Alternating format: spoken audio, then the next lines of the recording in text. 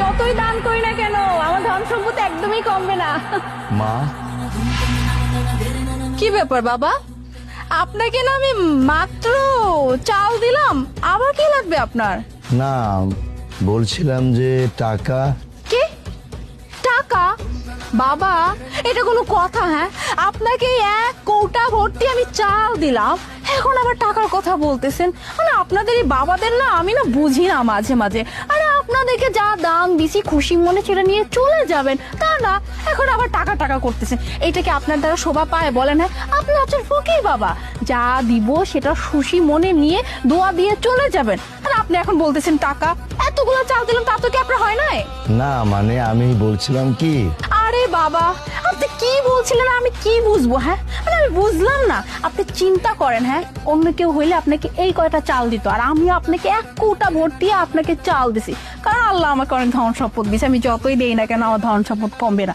আর তাই বলে আপনি এই কথা শোনা মাত্রই আপনার মধ্যে লোভ চলে আসে যায় না, আপনি এখন টাকা টাকা করতেছেন, এটা কিন্তু আপনি একদমই ঠিক করতেছেন না। আরে কোথায়, আপনি খুশি মনে আমাকে দোয়া দিয়ে চলে যাবেন, আর আপনি এখন টাকা টাকা করতেছেন আমার কাছে। আরে মা আমি বলতেছি একটু শোনো। আরে বাবা আমি কি বুঝবো আর আপনি আমাকে কি বুঝাবেন? হ্যাঁ আচ্ছা একটা কথা বলেন তো, আপনার এই ফকির বাবারা কেন হন? মানুষের দাঁড়ে দাঁড়ে আসবেন, যে যা খুশি দিবেন নিবেন, খুশি মনে নিয়ে চলে যাবেন, আর ভালো ভালো দোয়া দিয়ে চলে যাবেন, তাই না? আমরা তো এর জন্য আপনাদেরকে দান করি, আর আপনি কিনা এখন বলতেছেন টাকা টাকা।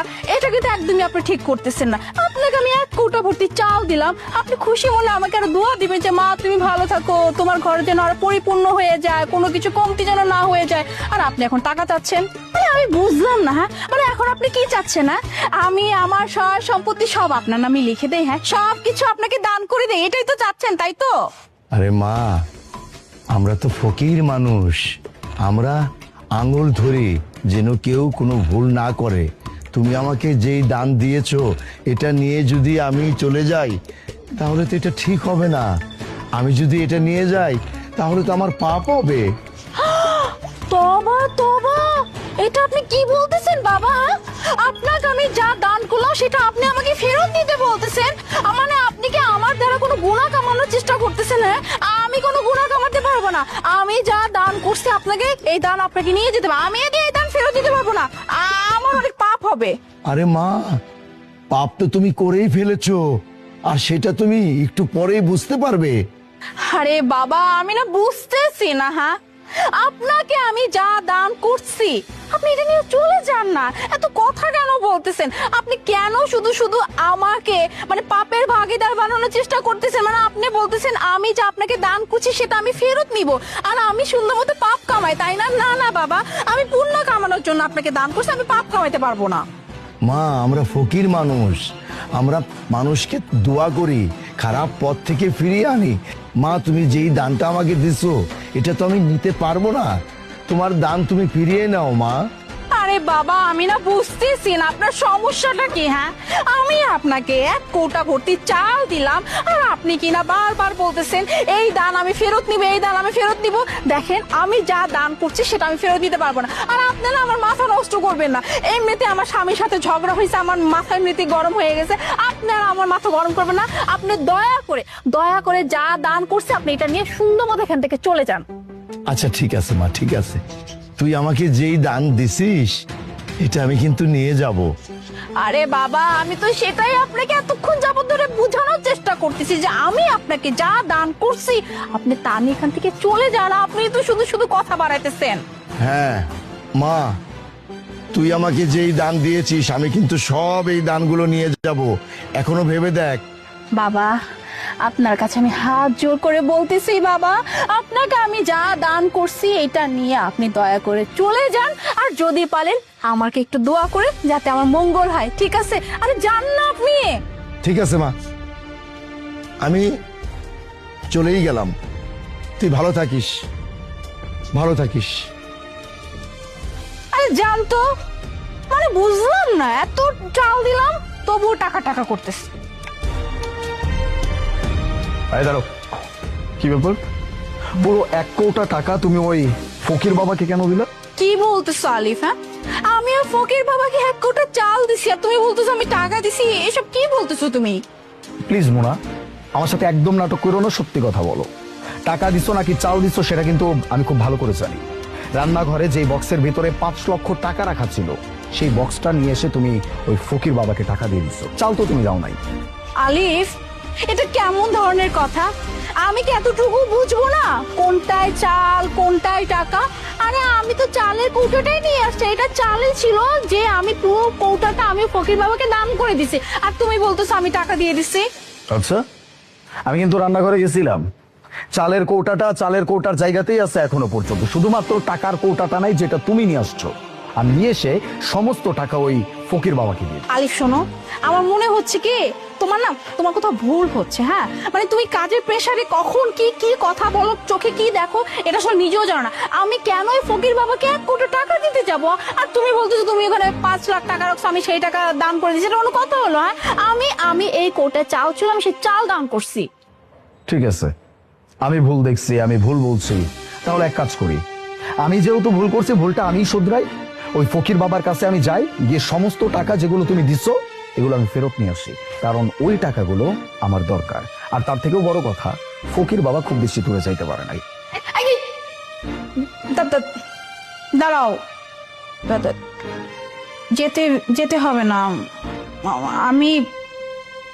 আমি আসলে 1 কোটা টাকা, মানে তুমি যে টাকা রাখছো এই কৌটার মধ্যে, সেই সব টাকা আমি ওই ফকির বাবাকে দান করছি। আর কেন করছি এটাও শোনো। কি কইতেছো? ডাক্তার কি কইছে? অপারেশন করতে হইব, 2.5 লাখ টাকা লাগবো? কি কবে এটা? আমি আর 2.5 লাখ টাকা কই পামু? এ তো 2-1 টাকা না, 2.5 লাখ টাকা। ডাক্তার কইছে অপারেশন না করলে আমার মাইয়া বাঁচবো না। আয় আল্লাহ। আচ্ছা আচ্ছা, আমি আর কি করুম কও তো?